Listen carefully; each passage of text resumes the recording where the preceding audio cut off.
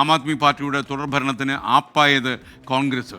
തനിച്ച് മത്സരിക്കാൻ പിടിവാശി കാട്ടിയ അരവിന്ദ് കെജ്രിവാളും മനീഷ് സിസോദിയും തോറ്റ വ്യത്യാസത്തെക്കാൾ കൂടുതൽ വോട്ടുകൾ ഈ മണ്ഡലങ്ങളിൽ കോൺഗ്രസ് നേടി എന്നുള്ളത് ഇവരുടെ പരാജയം ഉറപ്പാക്കിയത് കോൺഗ്രസ് ആണെന്ന് വാർത്ത വരുന്നു.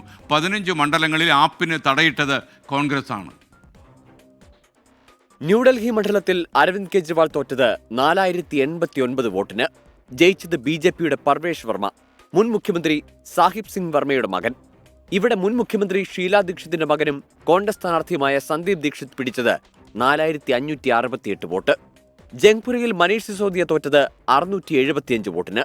കോൺഗ്രസിലെ ഫർഹദ് സൂരി പിടിച്ചത് 7350 വോട്ട്. ഗ്രേറ്റർ കൈലാഷിൽ സൗരഭ് ഭരദ്വാജിന്റെ തോൽവി 3188 വോട്ടിനായിരുന്നു. കോൺഗ്രസിലെ ഗർവിത് സിംഗ്വി നേടിയത് 6711 വോട്ട്.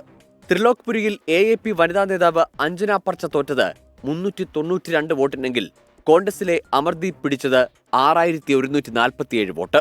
ബാദ്ലി, ഛത്തർപൂർ, മദിപ്പൂർ, മാൾവ്യ നഗർ, മെഹ്റോളി, മുൻക, നാംഗ്ലോയി ജാട്ട്, രജീന്ദർ നഗർ, സംഘം വിഹാർ, തിമാർപൂർ എന്നിവിടങ്ങളിലും ആപ്പിന്റെ ജയത്തിന് കോൺഗ്രസ് വിലങ്ങുതടിയായി. മുസ്ലിം സ്വാധീന മണ്ഡലമായ മുസ്തഫാബാദിൽ BJPയിലെ മോഹൻ സിംഗ് ബിഷ്തു ജയിച്ചത് 17578 വോട്ടിന്.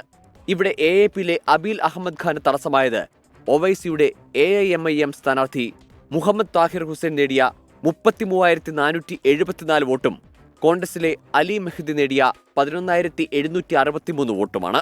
ലോക്സഭാ തെരഞ്ഞെടുപ്പിൽ ആം ആദ്മി പാർട്ടിയും കോൺഗ്രസും സഖ്യമായാണ് മത്സരിച്ചതെങ്കിലും ഒരു സീറ്റിലും വിജയിക്കാനായിരുന്നില്ല. 24 ഡൽഹി.